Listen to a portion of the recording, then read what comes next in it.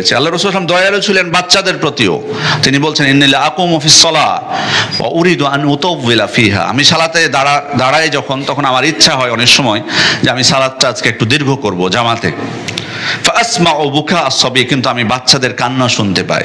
ফাআতাজাওয়াজু ফি সালাতি, আমি তখন আমার সালাতটাকে সংক্ষিপ্ত করে ফেলি, কারাহিয়াতান আশুক্কালা উম্মিহি, যাতে তার মায়ের উপর কষ্ট না হয়ে যায়।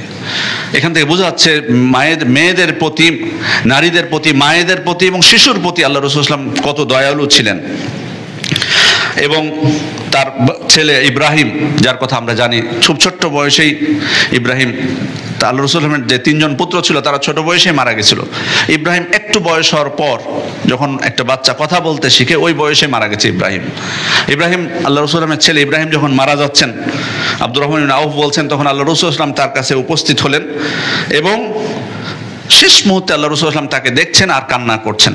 আল্লাহ রাসূল সাল্লাল্লাহু আলাইহি ওয়াসাল্লামের 2 চোখ দিয়ে পানি ঝরতেছে।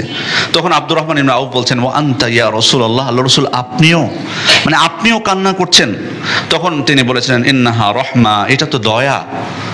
তারপর তিনি বললেন, ইন্না ইব্রাহিম হচ্ছে আমার ছেলে, ওয়া ইন্নাহু মাতা, সে মারা গেছে ফিসাদি, দুধ খাওয়ার বয়সে সে মারা গেছে।